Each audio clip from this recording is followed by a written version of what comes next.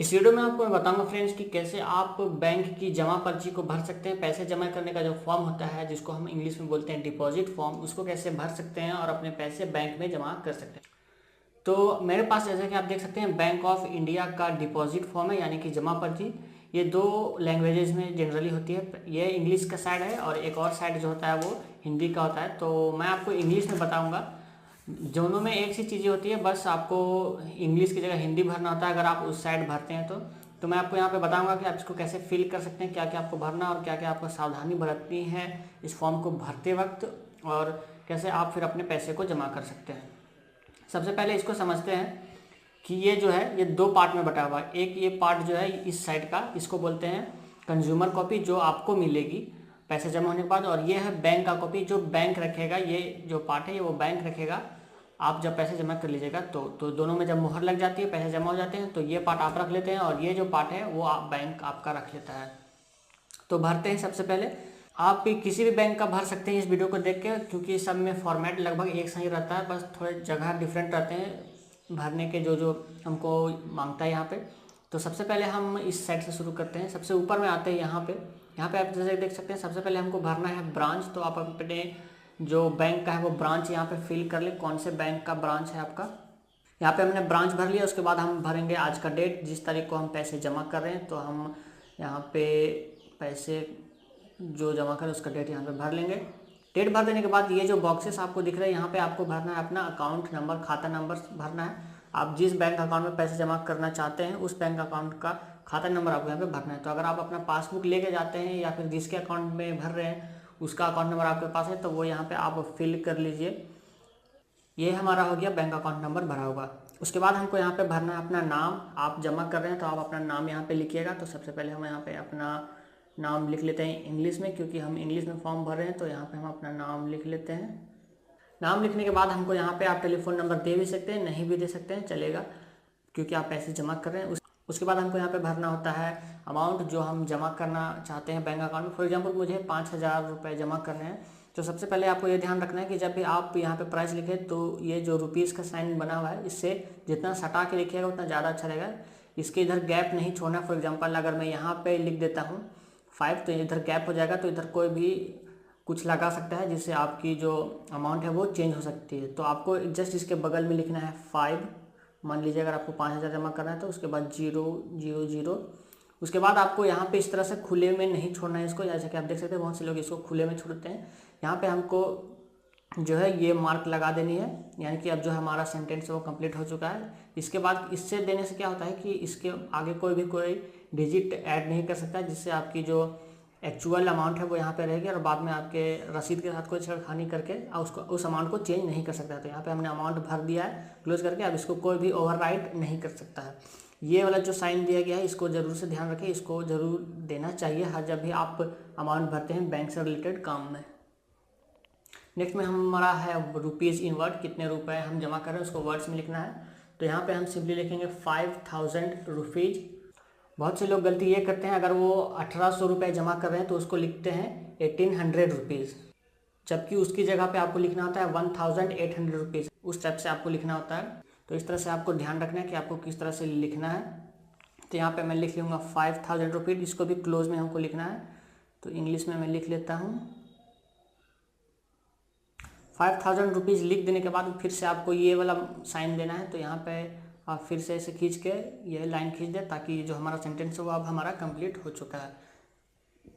Next में हमारा ये सेक्शन आता है, अगर आप पैसे चेक के द्वारा जमा कर रहे हैं तो आपको यहाँ पे चेक नंबर लिखना होता है। अगर आप कैश जमा कर रहे हैं तो आपको इस एरिया को छोड़ देना है। सिंपली में आपको यहाँ पे अपना अमाउंट लिखना है। उसके बाद पैसे अगर 0 है तो यहाँ पे 0। उसके बाद नीचे में अगर कुछ अप्लीकेबल है तो लिखे, यानी कि अगर आप चेक नंबर के साथ और भी कुछ लिख रहे हैं तो यहाँ पे लिख सकते हैं, वरना यहाँ पे आपको सीधे लाइन खींच देनी है सीधे से नॉर्मल। उसके बाद यहाँ पे हमको लिख लेना है टोटल। तो ये हमारा हो गया और उसके बाद ये 0 तो ये जो है हमारा कंज्यूमर कॉपी हमारी तरफ पूरी तरह से फिल हो चुका है। नेक्स्ट में आते हैं जो हमारा बैंक रखेगा, जो है बैंक की कॉपी। तो ये जो बैंक की कॉपी है, सबसे पहले आपको यहाँ पे पैन नंबर देना पड़ेगा। अगर आप 50,000 से ज़्यादा का अमाउंट डिपॉजिट कर रहे हैं, जैसा कि यहाँ पे लिखा हुआ है, तो आपको यहाँ पे अपना पैन नंबर देना होगा। अगर उससे कम का है तो आपको देने की ज़रूरत नहीं है। नेक्स्ट में हम आता है कैश डिपॉजिट का विवरण, नोटों की जो संख्या है कितनी है, आपको नोट के डिटेल्स देना है। फॉर एग्जाम्पल मेरे पास अगर 5000 है, उसमें से 2000 के नोट है और 2 500 के नोट है, तो सब मिला के 5000 टोटल होते हैं। तो उसको हम कैसे लिखेंगे, 2000 के 2 नोट, तो यहाँ पे हम लिखेंगे नंबर्स के नीचे 2, और मेरे पास है 500 के 2 नोट, तो यहाँ पे मैं लिखूँगा 2। उसी तरह से जितना भी आप कैश लेके जा रहे हैं उसको देख ले कि कितने का नोट है, कितने प्राइस का कितने का नोट है। तो यहाँ पे हम जैसे कि देख सकते हैं 2000 इंटू 2 हो गए हमारे 4000 रुपीज़ 2000 से, उसके बाद 500 इंटू 2 यानी कि 1000 रुपीज़, तो यहाँ पे हमारे 1000 रुपये हो गए 500 के नोट से। तो ये हम नोट का अपना विवरण दे दिया। पैसे में अगर हम 00 लगा देते हैं, अगर पैसे नहीं है तो। नेक्स्ट में हमारे पास जो नोट हम नहीं लाए हैं उसमें हम सीधा क्रॉस कर देंगे, ये लाइन सीधी सी खींच देंगे ताकि उसमें भी कोई दूसरा कोई इंटरफेयर करके ओवरराइट ना कर सके। तो ये हमारा लिखा हुआ हो चुका है। अब हम सीधे टोटल कर देंगे, तो टोटल हमारे जो है नोट्स हो गए हैं 4, और ये हमारा 4 + 1 5000, तो यहाँ पे हम टोटल में लिखेंगे 5000 और पैसे में 00। तो हमने अपनी कैश की डिटेल्स दे दी कि हम इतने का नोट लाए हैं, इतनी संख्या में लाए और टोटल अमाउंट इतना है। तो ये हमने यहाँ पे डिटेल्स दे दिया है। उसके बाद फिर से हमको यहाँ पे वही चीज़ें भरनी जो हम शुरू में भरे थे, ब्रांच। तो हम अपना ब्रांच यहाँ पे भर लेते हैं। उसके बाद आज की डेट, जो हम जिस दिन हम पैसे जमा कर रहे हैं, ये दोनों चीज़ें हो गई। फिर से जो हमारा अकाउंट नंबर जिसमें हम पैसे जमा कर रहे हैं, तो वो अकाउंट नंबर इस बॉक्स में सावधानी से डाल लें, और जब भी आप अकाउंट नंबर डालें तो दोबारा कंफर्म कर लें, मिला लें अच्छे से कि आपने सही अकाउंट नंबर डाला है, वरना पैसे दूसरे के अकाउंट में चले जाएंगे। उसके बाद हमारा आता है नेम। तो नेम भी हम यहाँ पे क्लोज से लिखेंगे, अपना नाम हम यहाँ पे लिख लेते हैं।